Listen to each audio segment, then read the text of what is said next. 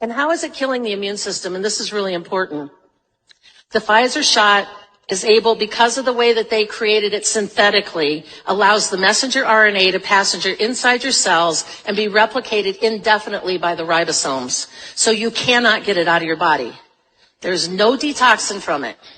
Now, can you detox your body and make yourself overall healthier? Yes. Are you going to eliminate the spike protein or the antibody to the spike protein or the stupid monoclonal antibodies that they're advocating? No. Because you sensitize your dendritic cells and your B cells. Those spikes are going to be there probably forever. Now, this one is really important. The messenger RNA ablates, wipes out, destroys toll-like receptor 3, 7, and 8. The toll-like receptors are like, if you've ever heard my talk on toll-like receptors, I love toll-like receptors.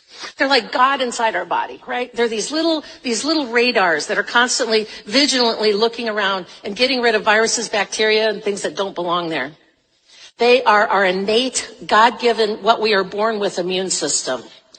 The messenger RNA shots destroy toll-like receptor 3, 7, and 8, which is our primary first line of defense, making us more susceptible to getting COVID.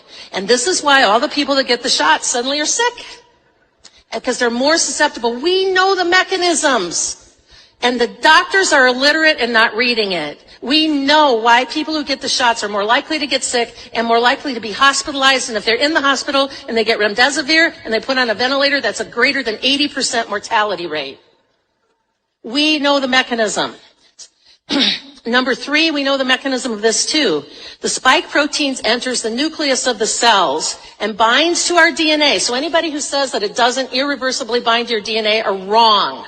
They're not reading the scientific literature. And when it binds to the DNA, it blocks the door.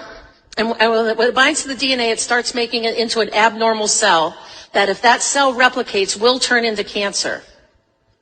And then it bars the door, blocks the door, and doesn't allow our God-given immune system repair enzymes to come in and repair the damage that spike protein has caused.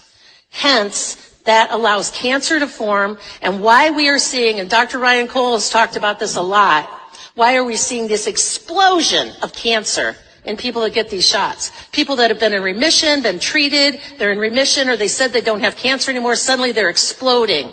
And it's endometrial cancer, all kinds of blood cancers, lymphatic cancers, breast cancers from these shots, and we know the mechanism. It's not a guess.